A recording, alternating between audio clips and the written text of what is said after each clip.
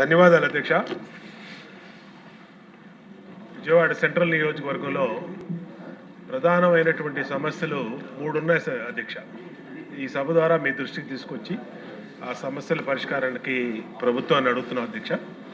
ప్రధానంగా 1996-97లో ఆనాటి ముఖ్యమంత్రిగా చంద్రబాబు నాయుడు గారు విజయవాడ సెంట్రల్ నియోజకవర్గానికి ఒక ఫ్లైఓవర్, ప్రధానంగా ఆర్ఓబి అధ్యక్ష, అది రైల్వే ఓవర్ బ్రిడ్జి, దాన్ని ఆయన హయాంలోనే కట్టారు అధ్యక్ష. అది ఇప్పుడు ఆ రోజు జనాభా అయితే 50,000 మంది ఉండేవారు అధ్యక్ష. ఇవాళ ఆ ప్రాంతంలో 2 లక్షల మంది వరకు నివసిస్తున్నారు అధ్యక్ష.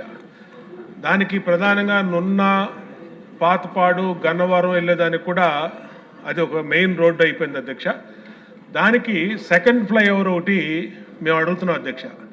రైల్వే వాళ్ళకి ప్రపోజల్ పంపిస్తే వాళ్ళు 50% కాస్ట్ కనుక స్టేట్ గవర్నమెంట్ పెట్టుకుంటే మేము వేస్తామని చెప్పి వాళ్ళు కూడా చెప్పి ఉన్నారు అధ్యక్ష.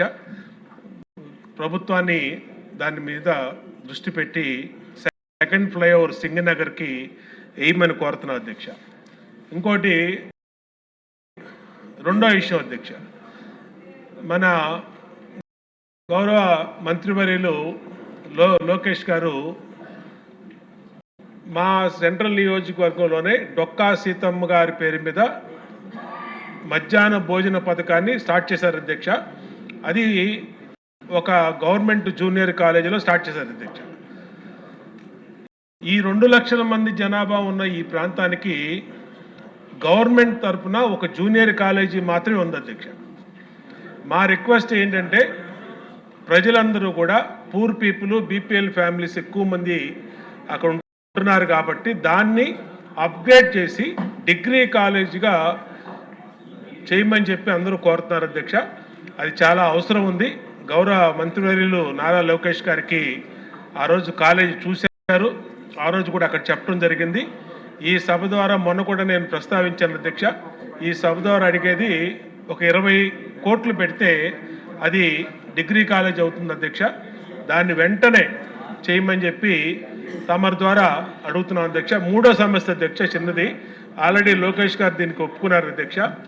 గత ప్రభుత్వం ఈ ఆటోల మీద విపరీతమైనటువంటి ఫైన్లు వేస్తుంది అధ్యక్ష, ట్రాఫిక్ చలానాలు వేస్తుంది. ఆ చలానాలు ఎలాగంటే 1000 రూపాయలు, 2000, డ్రెస్ లేదని, సిగ్నల్ జంపింగ్ అని, అలాగే పార్కింగ్ ఏరియాలో పెట్టలేదు, రాంగ్ పార్కింగ్ ప్లేస్లో పెట్టారని విపరీతంగా చలానాలు వేశారు అధ్యక్ష.